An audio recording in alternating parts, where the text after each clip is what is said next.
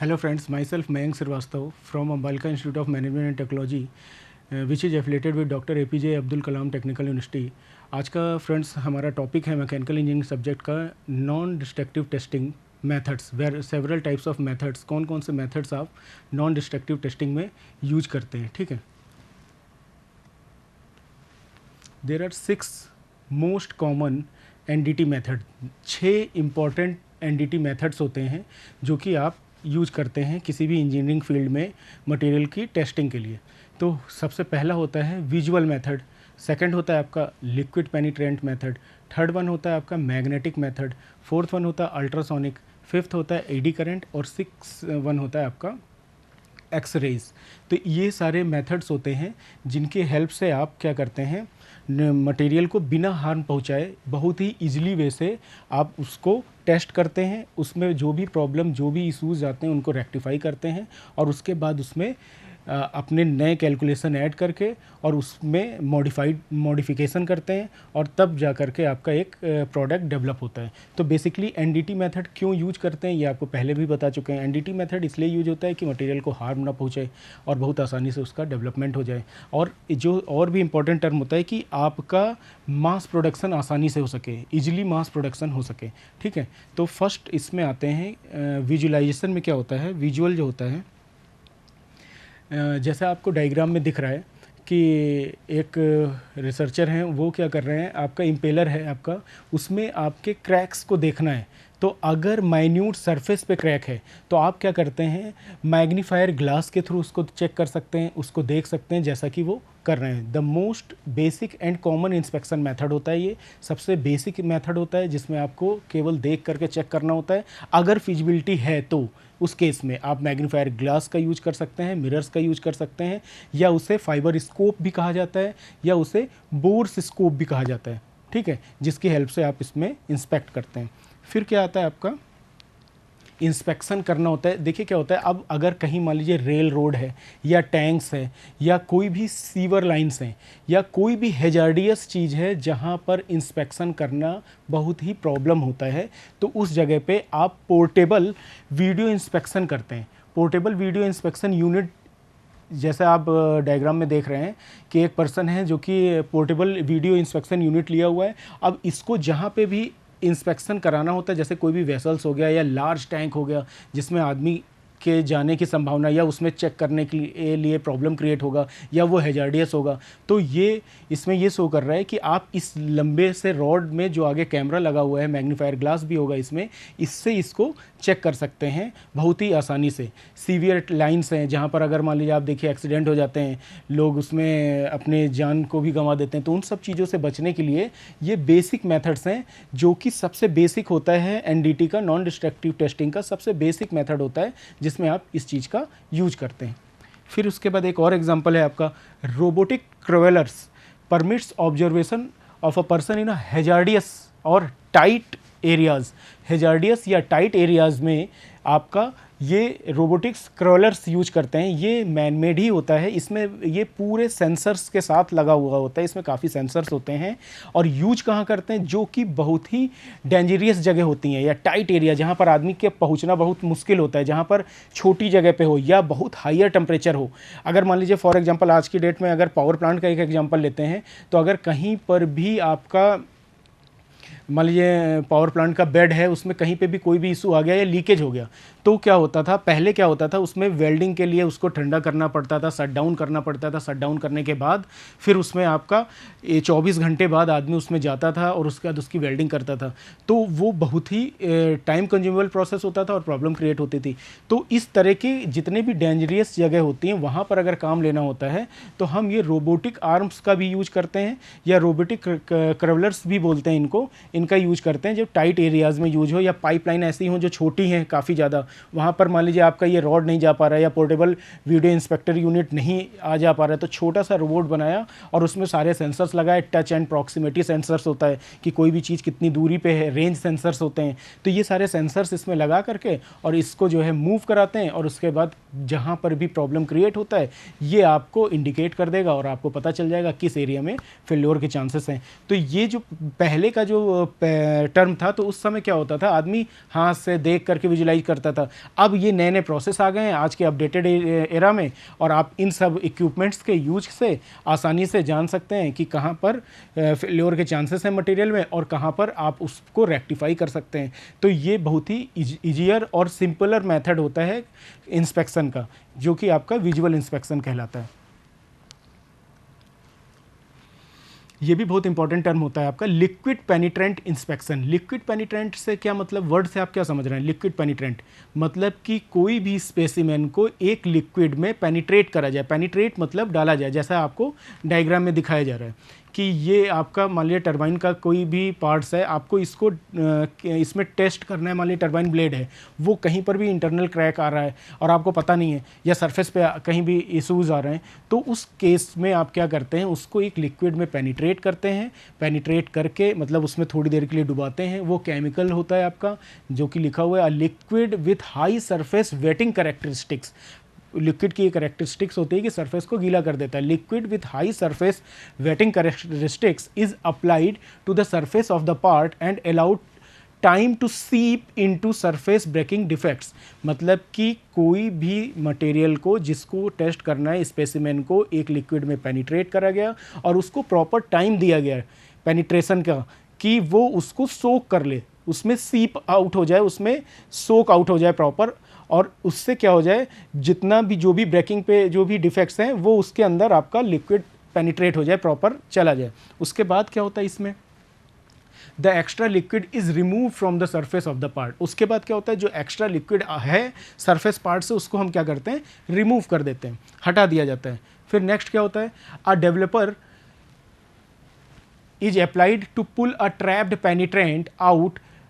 अब क्या करते हैं, जैसा आपको ये डायग्राम में दिख रहा होगा, डेवलपर क्या कर रहा है, उसको पुल आउट करा उस लिक्विड पेनिट्रेंट से, और उसके बाद उसमें क्या करते हैं, एक पाउडर की कोटिंग करते हैं, जो कि यहाँ डायग्राम में आपको दिखाया जा रहा है। एक जेट प्रेशर से पाउडर की कोटिंग कर रहे हैं। अब पाउडर की कोटिंग से क्या फ़ायदा होता है कि लिक्विड जहाँ पर क्रैक था सरफेस में, लिक्विड ने वहाँ पर प्रॉपर पेनिट्रेट हो गया है, सरफेस पूरा उसको क्रैक ने उसको पूरा एब्जॉर्व कर लिया है। अब उसके बाद नेक्स्ट स्टेप में आपको होता है, सरफेस को हम क्या करते हैं, एक्सेस लिक्विड को रिमूव कर देते हैं। उसके बाद अब क्या करते हैं, पाउडर को ट्रैप कराते हैं, पाउडर को डालते हैं, या आप क्या करते हैं, developer is applied to pull the trap penetrant out defect and spread it on the surface where it can be scene.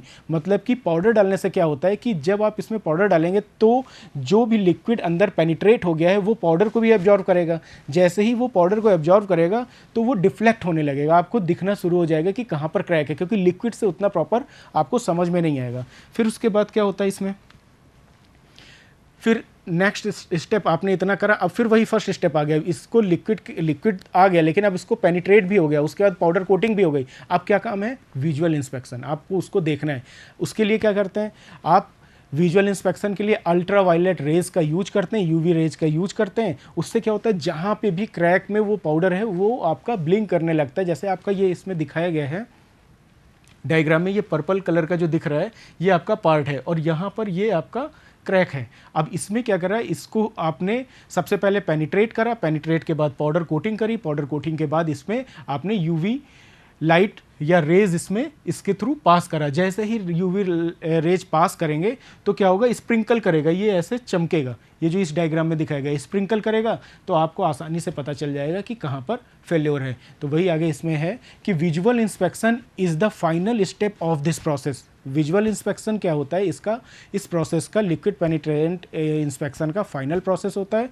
The penetrant used is often loaded with the fluorescent dye and the inspection is done under UV light to increase the test sensitivity। अगर आपको वो आपने powder coating भी करा, liquid penetrate करा, लेकिन उसके बाद भी प्रॉपर नहीं दिख रहा है, तब आप क्या करते हैं, यूवी लाइट को यूज करते हैं और उसके बाद विजुअल इंस्पेक्शन करते हैं। तो यूवी लाइट क्या करता है, सेंसिटिविटी को बढ़ा देता है। UV light is use to increase the test sensitivity. ठीक है, तो ये है आपका पूरा लिक्विड पेनिट्रेंट इंस्पेक्शन। ये बहुत ही चीप होता है, ज़्यादा महंगा नहीं पड़ता है, आपको आसानी से एक बहुत स्किल्ड पर्सन की ज़रूरत नहीं पड़ती, इसमें एक नॉर्मल पर्सन या नॉर्मल ऑपरेटर इसे कर सकता है। तो ये जितने भी टेस्ट हैं इससे आपका मटेरियल हार्म नहीं होता, इसीलिए इसे एनडीटी कहा जाता है, और ये लिक्विड पेनिट्रेशन टेस्ट होता है, जिसके बारे में आपको हमने अभी बताया। फिर आता है मैग्नेटिक पार्टिकल इंस्पेक्शन। अब मैग्नेटिक पार्टिकल में क्या होता है कि जैसे आपका यहाँ पर ये क्रैक्स हो रहा है और ये मैग्नेटिक फील्ड आपकी वन एंड से दूसरे एंड पास हो रही है, और ये मैग्नेटिक पाउडर या मैग्नेटिक पार्टिकल यहाँ पर हम इम्प्रेस कर देते हैं जहाँ पर सरफेस पे, जहाँ पर हमको लगता है कि क्रैकिंग की संभावना या क्रैक है। तो उस केस में क्या होता है आपका, ये जो मटेरियल होता है ये आयरन का होता है। तो इसमें क्या होता है, मैग्नेटिक फील्ड अपनी डायरेक्शन को चेंज कर देती है। देखिए जहाँ यहाँ पर आपका डायरेक्शन सेम है, ठीक है, यहाँ भी सेम है, लेकिन यहाँ पर क्रैक बढ़ना शुरू हुआ, तो जिसके कारण क्या हो गया, आपका डायमेंशन यहाँ पर जो इसका फ्लो है मैग्नेटिक फील्ड का, वो अपनी फील्ड चेंज कर रहा है, धीरे धीरे चेंज कर रहा है। यहाँ पे और ज़्यादा था तो इसने और ज़्यादा चेंज करा, यहाँ और था तो इसने और चेंज करा। तो ये जो फील्ड चेंज हो रही, इसको ही रीडिंग के फॉर्म में हम कैलकुलेट कर लेते हैं और फिर हम टेस्ट करके जान लेते हैं कि इसकी मैग्नेटिक प्रॉपर्टी क्या है और कहाँ पर फेल्योर हो रहा है। तो ये बेसिकली मैग्नेटिक पार्टिकल इंस्पेक्शन होता है। अब इसमें है क्या, द पार्ट इज मैग्नेटाइज्ड। जब आपको इसमें इंस्पेक्शन करना होता है तो उस पार्ट को हाईली मैग्नेटाइज करा जाता है। फिर क्या होता है, finally mild iron particles coated, जो ये पार्टिकल ग्रीन कलर का होता है वो आयरन के फॉर्म में होना चाहिए, क्योंकि मैग्नेटिक फील्ड उसी में फ्लो होती है, गुड कंडक्टर होता है वो मैग्नेटिक फील्ड का। तो क्या होता है, finally mild iron particles coated with a dye pigment are then applied to the specimen. अब इसको कोटेड कर दिया, उसके बाद इसमें हम मैग्नेटिक फील्ड अप्लाई करें। These particles are attached to magnetic flux leakage field and will occur या will cluster to form an indication directly over the discontinuity. ये जो वर्ड लिखा हुआ है डायरेक्टली ओवर द डिसकॉन्टिन्यूटी, मतलब कि ये जो कॉन्टिन्यूटी यहाँ पर पहले ली हुई थी इसने मैग्नेटिक फील्ड ने, इसने अपनी कॉन्टिन्यूटी को चेंज कर दिया, डिसकॉन्टिन्यूटी हो गया, ठीक है, या चेंज कर रहा है अपना डायरेक्शन को। तो वो वहाँ से क्या होता है, हमको एक इंडिकेट मिल जाता है, मशीन इंडिकेट करती है, इसी रीडिंग को नोट करती है और उसके बाद हमको बता देती है कि कहाँ पर किस डायरेक्शन में किस जगह पे पार्टिकल पर फेल्योर है। This indication can be visually detected under proper lighting condition. और ये इंस्पेक्शन को सॉफ्टवेयर पे प्रॉपर लाइटिंग कंडीशन पे विजुअली आप इम्पैक्ट को ये देख सकते हैं। ये आप देख रहे हैं, ये लीनियर है, उसके बाद ये ऐसे इधर अपने मैग्नेटिक फील्ड को चेंज कर रहा है। तो ये इंस्पेक्शन आप विजुअली सॉफ्टवेयर पे डायरेक्टली इसको देख सकते हैं। तो ये आपका जो भी पार्टिकल है, इस टाइप के जो भी इंस्पेक्शन होते हैं, इसको आप मैग्नेटिक पार्टिकल इंस्पेक्शन कहते हैं। ये भी एनडीटी की ही तरह वर्क करता है, नॉन डिस्ट्रक्टिव का ही पार्ट है। क्यों? क्योंकि इसमें मटेरियल आपका ख़राब नहीं होता है, आप इसको दोबारा यूज कर सकते हैं, आप स्पेसिमेन आपका ब्रोकन आउट नहीं होता है। ये सम एग्जाम्पल दिखाए गए हैं डायग्राम में, जो कि बेसिकली हर जगह यूज होता है। ये देखिए आपका हुक है, जे हुक। अब इसमें देखिए यहाँ पर मैग्नेटिक फील्ड जनरेट हुआ इस डायग्राम में। ये आपका नेकेड आइज से जब आप देखोगे तो ये ऐसा दिख रहा है। अब इसमें कहीं पे कोई भी क्रैक आपको नहीं मिल रहा है, लेकिन यहाँ पर अगर आप देखेंगे मैग्नेटिक फील्ड जब इसमें जनरेट करी गई या मैग्नेटिक फील्ड इंटेंसिटी इसमें दी गई, तो यहाँ पर ये इस जगह से ये जो लाइन हो रही है डिसकंटिन्यूटी जनरेट कर रहा है, ये क्रैक यहाँ पर स्टार्टअप हो रहा है। तो ये आप मैग्नेटिक फील्ड के थ्रू पता कर सकते हैं। इसमें बस ये होना चाहिए कि आपकी आयरन की क्वालिटी को लिए हुए हो, जो भी स्पेसिमेन आपको टेस्ट करना होता है, ठीक है। और इसीलिए वरना आप क्या करते हैं, वो उसके पार्टिकल या ग्रेनुलर को यूज कर लेते हैं जिसमें मैग्नेटिक फील्ड आसानी से जा सके। उसके बाद आपका ये है जैसे इस पॉकेट, ये भी ज़्यादातर आपका यूज होता है। इसमें भी आप देखिए, ये नेकेड आइज से आप जब देखेंगे कहीं पर तो ये ऐसा दिखेगा, लेकिन जब आप सॉफ्टवेयर पे या इसमें जब मैग्नेटिक फील्ड जनरेट करके देखेंगे तो ये देखिए यहाँ पर आपको बिल्कुल लाइट सा दिख रहा है फेल्योर। तो ये यहाँ से फेल्योर स्टार्ट हो रहा है, ठीक है। तो अब आपको इससे फ़ायदा क्या हुआ कि आपका मटेरियल बेकार नहीं हो, आपको पता चल गया कि यहाँ पर फेल्योर हो रहा है या यहाँ पर फेल्योर के चांसेस बढ़ रहे हैं। आपने क्या करा, इसमें कुछ ना कुछ अपनी हीट ट्रीटमेंट प्रोसेस दे दिया या कुछ ना कुछ आपने इसमें मेंटेनेंस कर दिया। ये तो इसकी बात कर रहे हैं, अगर कोई भी और भी प्रोडक्ट हो तो उसमें आपको विजुलाइज करा, आपने उसमें मेंटेनेंस करा और उसकी लाइफ बढ़ा दी, सडन ब्रेकेज से रोक दिया, सडन एक्सीडेंट से रोक लिया, प्रोडक्शन कॉस्ट आपकी उससे इम्पैक्ट होने से बच जाएगी या शट डाउन होने से। कोई भी प्लांट अगर आप बात करते हैं मान लीजिए बॉयलर की, तो एक बियरिंग के टूटने से हो सकता है पूरा प्लांट को आपको शट डाउन करना पड़े। अब आप सोचिए स्टार्टअप कॉस्ट कितनी ज़्यादा लगती है। तो अगर ये सारी टेस्टिंग हम रेगुलर या सेवरल वर्क बेंच पे या सेवरल पीरियड ऑफ टाइम पे करते रहेंगे तो हमको बहुत ही आसानी होगी कि फेल्योर ना हो मेरा मटेरियल और हम आसानी से सर्वाइव कर सकते हैं। अब इसी तरह आपका रेडियोग्राफी होता है। रेडियोग्राफी में क्या होता है, शॉर्टर वेवलेंथ। ये अगर आपका ये यहाँ पर आप देखिए शॉर्ट वेवलेंथ है, लॉन्ग वेवलेंथ है। ये विजुअल आप देख रहे हैं, ये आपका, ये सारी टेस्टिंग आप सॉफ्टवेयर के थ्रू आज की डेट में करने लगे हैं। The radiation is used in radiography testing is a higher energy, higher energy मतलब शॉर्ट वेवलेंथ में, version of the electromagnetic waves that we see as visual light, मतलब विजुअल लाइट जब इस पे पड़े तो आप इसको आसानी से देख सकें। The radiation can come from X rays generator और अ रेडियो एक्टिव सोर्स। अब ये जो रेडिएशन आ रही है वो एक्स रेज जनरेटर से आ रही है या आपका किससे आ रही है, रेडियो एक्टिव सोर्स के थ्रू आ रही है। तो ये यहाँ पर रेडिएशन आई। अब ये आपका जो हाई फ्रिक्वेंसी इधर दिखा रहा है और शॉर्ट वेव से लो वेव की तरफ इधर मूव कर रहा है, और ऊपर जो है इसको रिसाइकल हो रहा है, क्योंकि ये इधर से टेस्ट करना शुरू कर रहा है और वापस फिर से ये रिजल्ट दे रहा है। तो ये प्रोसेस रेडियोग्राफी कहते हैं। इसमें आप इलेक्ट्रोमैग्नेटिक वेव्स का वर्जन को यूज करते हैं। अब आपको इसमें ही आगे एक और डायग्राम दिखाते हैं। ये देखिए, जैसे आपका ये फ्लो ऑफ इलेक्ट्रॉन हो रहा है यहाँ से यहाँ, ये यहाँ पर आपका ये स्पेसिमेन रखा हुआ है और आपका ये रेज आ रही हैं। ये रेज कहाँ से, ये रेडिएशन हो रहा है, एक्स रेज आ रही हैं रेडियो एक्टिव सोर्स के थ्रू, ये रेडियो एक्टिव सोर्स के थ्रू। और उसके बाद ये जो आपका ट्रायंगल है, मान लीजिए यहाँ पर इस तरह का आपका कहीं पर भी अंदर क्रैक है, तो ये इसको पास ना करके इधर का वैल्यू आपकी डार्क लाइट की होगी और इधर की आपकी स्मॉल लाइट की होगी। तो आपको आसानी से समझ में आ जाएगा कि क्या प्रॉब्लम आ रही है और कहाँ पर। ये शैडो दे देता है आपको, प्रिंट आपको निकाल के दे देगा, उसके अकॉर्डिंग आप तुरंत समझ जाओगे कि कहाँ पर आपका मटेरियल फेल हो रहा है। आपको अगर और आगे हम इसको नेक्स्ट स्लाइड में दिखाते हैं और प्रॉपर,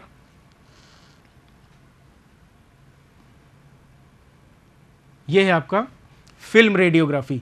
फिल्म रेडियोग्राफी में क्या होता है, the part is placed between the radiation source and a piece of film. एक पार्ट को रेडिएशन सोर्स और पीस ऑफ पार्ट के बीच में स्टेबल कर देते हैं, और उसके बाद क्या होता है, उसके ऊपर से रेज आप डालते हैं रेडियो फिल्म की।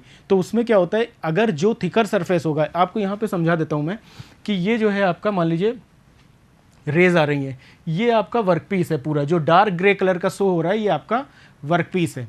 और ये क्या है आपका, जो light grey X rays film है, एक्स रेज फिल्म है जिसके ऊपर इसका इम्पैक्ट आएगा।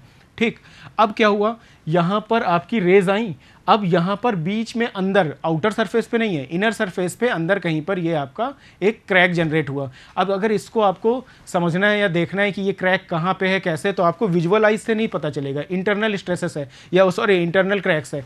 तो उसके लिए आप क्या करेंगे, फिल्म रेडियोग्राफी का यूज करेंगे, क्योंकि मटेरियल को हार्म भी नहीं करना है, एनडीटी को फॉलो करना है, इसलिए आप इसको फिल्म रेडियोग्राफी के को यूज करते हैं। ठीक है, अब इसमें क्या होता है, ये रेज आई, अब आप खुद ही देखिए, जहाँ पर मटेरियल डेंस होगा वहाँ पर क्या होगा, रेज नीचे नहीं पहुँच पाएगी, फिल्म तक नहीं पहुँच पाएगी, और जहाँ पर मटेरियल, यहाँ पर क्रैक्स नहीं है, तो ये क्या करेगा, अलाउ कर देगा रेज को नीचे आने के लिए। तो जब अलाउ करेगा तो यहाँ पर रेज आएगी, तो जब इस फिल्म पर रेज आएगी तो वो डार्क कलर की होगी in comparison to that one. अब आपको हम आगे दिखा देते हैं, ये देखिए, लेस एक्सपोजर और मोर एक्सपोजर, ये लिखा हुआ है लेस एक्सपोजर और मोर एक्सपोजर, मतलब कि ये जो है आपका मोर एक्सपोजर, मतलब यहाँ पर आपकी रेज आसानी से आ पा रही है। तो इसका मतलब ये जो रेडियोग्राफी फिल्म पे जो आपका डायग्राम बन रहा है वो किस चीज़ को डिनोट कर रहा है, वो इसी चीज़ को डिनोट कर रहा है कि यहाँ पर आपका फेल्योर का चांसेस बढ़ा हुआ है, इसीलिए आपकी रेज यहाँ से अलाउ कर रही हैं। तो ये इसको यहाँ पर आप देखिए, ये फिल्म में भी यहाँ पर डार्क हो रहा है, इस जगह पे अगर आप ध्यान से देखेंगे इतने एरिया में, तो उसी को वो यहाँ पर रिफ्लेक्ट कर रहा है क्रैक को। तो ये आपका डार्क शो होगा, डार्क क्यों शो होगा, इंटेंसिटी बढ़ जाएगी, और इस एरिया में ये डेंस है, सॉलिड है, यहाँ पर कहीं कोई क्रैक नहीं है। अगर यहाँ पर भी कोई क्रैक होता, मान लीजिए इस तरह का कोई भी एक क्रैक और होता इस तरह का, तो उस केस में यहाँ पर भी आपको रेज पास होती और एक क्रैक का शैडो यहाँ पर भी ऐसे बनता और ये पूरा डार्क होता, ये पूरा डार्क होता। क्यों, क्योंकि रेज एक तरह से ये रेज पास होकर के पूरा यहाँ तक आ रही है। इस चीज़ को आपको रेडियोग्राफी के थ्रू बताया जाता है। अब इसमें जो लिखा है, the part is placed between the radiation source and a piece of a film, radiation source और पीस ऑफ फिल्म के बीच में जो पार्ट प्लेस होता है, तो उसके बाद इसके ऊपर टेस्टिंग करते हैं। The part will be stop some of the radiation, अब जो पार्ट है वो रेडिएशन को बचाएगी, नीचे नहीं आने देगी, जिसके कारण कलर चेंज होगा, वही आपको शो करा गया। थिकर और मोर dense area will stop more of the radiation, जितना थिक होगा या जितना डेंस होगा वो रेडिएशन को उतना ही रोकेगा। फिर क्या है, ये जो यहाँ लिखा है the film darkness will vary with the amount of radiation reaching the film throughout the test object. ये जो डार्क है, ये क्रैक है, वो यहाँ पर आपका इम्पैक्ट आएगा तो आप समझ जाओगे कि इंटरनल में कहाँ पर क्रैक्स आ रहे हैं। तो ये पूरा आपका रेडियोग्राफी, फिल्म रेडियोग्राफी कहते हैं। तो ये भी आपका एनडीटी का ही पार्ट है, इसमें आपकी टेस्टिंग के थ्रू आपका पार्ट को हार्म नहीं पहुँचता है। ये और सम एग्जांपल्स लिए गए हैं रेडियोग्राफी इमेज के, ये सारे पार्ट्स हैं, माइक्रोचिप्स लगा हुआ है, ये देखिए आप इसमें यहाँ पर क्रैक्स आ रहा है, ये रेडियोग्राफी के ही थ्रू आप इसमें इमेज दिए और यहाँ पर ये डार्क हो रहा है, ये लाइट हो रहा है, तो इसका मतलब इमेज यहाँ पे पास हो रही है जिसके कारण ये डार्क है, तो इसका मतलब क्रैक्स आ रहा है। इसी तरह ये चिप में भी यही फॉर्मेशन है, ये देखिए यहाँ पर भी यहाँ पर क्रैक्स है, ये सर्कुलर इसमें यहाँ पर लाइट है, ये डार्क है, तो इससे पता चल रहा है कि यहाँ पर भी क्रैक्स आ रहे हैं। तो ये सारे प्रोसेस आपको रेडियोग्राफी इमेजेस के थ्रू मिलते हैं। डायरेक्ट मशीन आपको इमेज देती है जिसके थ्रू आपको कोई भी प्रॉब्लम क्रिएट नहीं होता है। सेम इसी का एक नेक्स्ट प्रोसेस होता है ईडी करंट टेस्टिंग।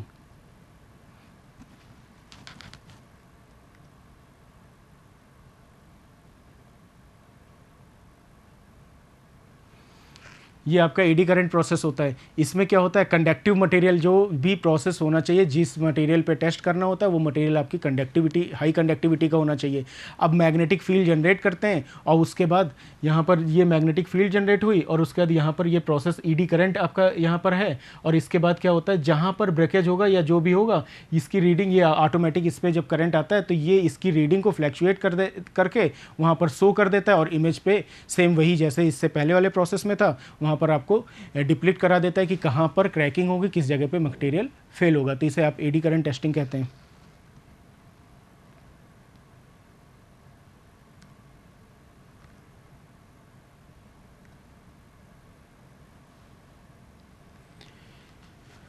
इसी तरह ये अल्ट्रासोनिक इंस्पेक्शन है। अल्ट्रासोनिक इंस्पेक्शन में फ्रेंड्स सबसे इंपॉर्टेंट टर्म होता है साउंड। आप क्या करते हैं, किसी भी पार्टिकल पे अल्ट्रासोनिक वेज या फ्रिक्वेंसी को देखते हैं उसके साउंड के रिफ्लेक्शन से। मान लीजिए कोई भी पार्टिकल है, ये आपका एक पार्टिकल है, अब इसमें आपका साउंड को भेजा गया और उसका इम्पैक्ट देखा गया। अगर क्रैक होगा तो साउंड और डीप जाएगा और उसके बाद ऊपर आ जाएगा। आपको एक एग्जांपल दिखाते हैं, जैसे ये है आपका, यहाँ पर ये पार्टिकल है आपका, ये प्लेट है आपका, ये क्रैक है। अब इसमें क्या है कि हाई फ्रिक्वेंसी की साउंड वेव्स को इंट्रोड्यूस कराते हैं मटेरियल पे और उसके बाद क्या होता है, high frequency sound waves are introduce into a material and they are reflected back from the surface. मतलब कि हाई फ्रिक्वेंसी के जो वेव्स होते हैं उनको मटेरियल पे इंट्रोड्यूस कराते हैं और उसके बाद वो सरफेस पे बैक आती हैं, जो कि ये डायग्राम में अभी दिखाया गया, अभी बताते हैं आपको। फिर क्या होता है, reflected sound energy is displayed versus time. अब वो जो साउंड एनर्जी होती है वो टाइम के अकॉर्डिंग, इसका जो ग्राफ बनता है साउंड एनर्जी का टाइम के अकॉर्डिंग रिफ्लेक्ट करता है। जो आपका पल्स जनरेट होती है वो साउंड के अकॉर्डिंग रिफ्लेक्ट करती है। And inspector can visualise a cross section of the specimen showing the depth of the features that reflect या दैट रिफ्लेक्ट द साउंड। अब इंस्पेक्टर क्या करता है, या इंस्पेक्टर मतलब जो चीज़ उसको, जो इंसान उसको विजुलाइज कर रहा है, वो उसको विजुलाइज करता है कि कहाँ से कितनी दूरी से साउंड वापस आ रही है, कितना टाइम ले रही है, क्योंकि ये टाइम के रिस्पेक्ट में होता है। तो वही चीज़ यहाँ पर समझाया गया है इस डायग्राम में। अब आपका ये एक प्लेट है और इस प्लेट में क्या होता है, यहाँ पर क्रैक है। अब आपने क्या करा, हाई एनर्जी या हाई वेव्स आप साउंड की इसमें इंट्रोड्यूस करा रहे हैं। जैसे ही हाई साउंड इंट्रोड्यूस हुआ तो ये पहला वाला तो ये यहाँ से यहाँ गया और पूरा बैक टू द सरफेस हो गया। तो ये इसने टाइम ज़्यादा लिया, तो वही चीज़ यहाँ पर दिखाई है, यहाँ पर ये टाइम ज़्यादा ले रहा है, ठीक है। तो इसका मतलब यहाँ पर कोई भी क्रैकिंग नहीं है, जितना टाइम यहाँ जाने में लगा उतना ही टाइम आने में लगा। और उसके बाद इसमें भी वही चीज़ होता है कि जितना टाइम जाने में आने में लगा, लेकिन ये सरफेस के सेंटर पे कहीं पर भी क्रैकिंग है। तो उस केस में क्या हुआ, इको क्रैक का जो इको साउंड होता है उसके थ्रू को, उसके वाइब्रेशन को यहाँ पर कैलकुलेट करा जाता है और यहाँ पर दिखाया जाता है। ये बहुत ही पहले यहाँ पर आप देखिए, इसका जो वेव या इसका जो पल्स है ये कम बन रहा है। इसका मतलब ये पूरा सरफेस था यहाँ तक और यहाँ पर कहीं क्रैक है जिसके कारण साउंड बहुत ही जल्दी बैक फॉरवर्ड या बहुत ही जल्दी वापस आ गया है। तो इसे आप कहते हैं अल्ट्रासोनिक इंस्पेक्शन या पल्स इको इंस्पेक्शन भी इसे बोला जाता है। यहाँ पर आप पल्स को, इनिशियल पल्स ये थी और उसके बाद ये वाला जो टर्म होता है वाई डायरेक्शन में, इसमें पल्स को आप चेक करते हैं और इधर क्या होता है, flow of detection of screen, मतलब टाइम कितना ले रहे हैं।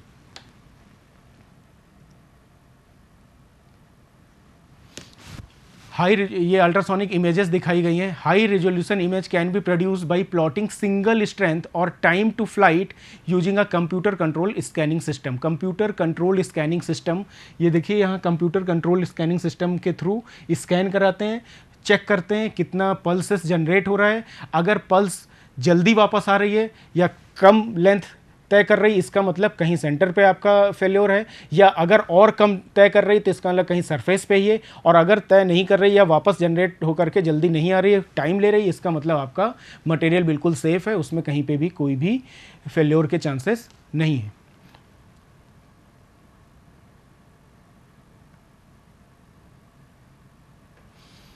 ये भी एक एग्जांपल है कॉइन का दिखाया गया। High resolution image can be produce by plotting signal strength और time of flight by using computer control scanning. ये भी एक एग्जांपल है कि जो फ्रंट सरफेस से कितना वापस आ रहा है और बैक सरफेस से कितना आ रहा है, कॉइनिंग के थ्रू, ग्रे स्केल इमेज के थ्रू इसको जनरेट करते हैं और सरफेस की एक क्राइटेरिया होता है उसके थ्रू इसको बताते हैं।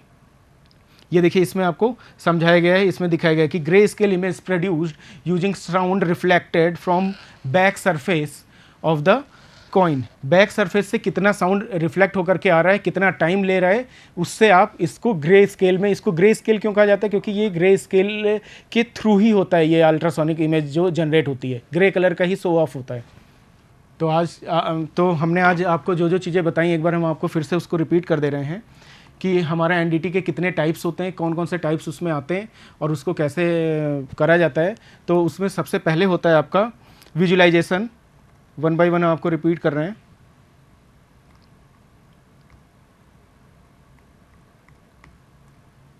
सबसे पहला होता है विजुअलाइजेशन, आप विजुअल इंस्पेक्शन के थ्रू उसको करते हैं।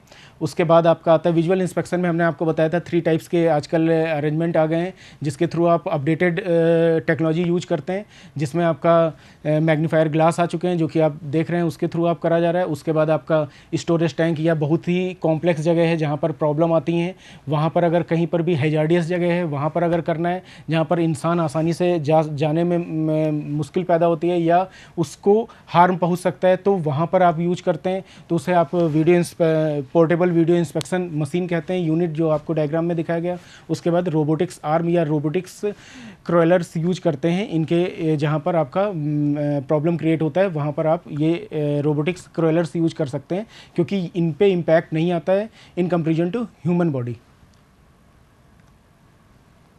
फिर आपको हमने लिक्विड पेनिट्रेशन बताया था। लिक्विड पेनिट्रेशन में यही सारी प्रोसेस होते हैं। आपको मेन आपका मोटिव क्या होता है कि बिना हार्म पहुंचाए आपको पार्टिकल को टेस्ट करना होता है। तो लिक्विड पेनिट्रेशन में क्या होता है, किसी भी पार्टिकल को जिसको स्पेसिमेन को टेस्ट करना होता है उसको आप पेनिट्रेट कराते हैं, पेनिट्रेट करा के उसको बाहर निकालते हैं, थोड़े समय के लिए उसको टाइम देते हैं, सीप कराते हैं, सीप कराने के बाद उसको जो है प्रॉपर टाइम के बाद उसको आप उसका आउटर सरफेस क्लीन करते हैं। आउटर सरफेस जब क्लीन हो जाता है, वाटर के कंटेंट उसमें नहीं रहते हैं, जब क्लीन हो जाता है, क्लीन होने के बाद उसको जो है हम पाउडर टेक्नोलॉजी यूज करके, ये देखिए आपको डायग्राम में जो दिखाया गया था, पाउडर को कोटिंग करके उसके बाद इसमें यूवी रेज डाल करके आसानी से इम्प्लिट कर सकते हैं, देख सकते हैं कि कहाँ पर क्या क्या इशू आते हैं। तो बेसिक ये सारे प्रोसेस थे आपके एनडीटी के, जिसको आप यूज करने से आपका पार्टिकल आपका सेफ रहता है, उसमें फेल्योर नहीं आता, आप उसको रीयूज कर सकते हैं। ये चीप होते हैं, डेंजरियस नहीं होते हैं और बहुत ही आसानी से यूज करे जा सकते हैं। तो आज का लेक्चर हम यहीं पे रोकते हैं। Okay, thanks a lot.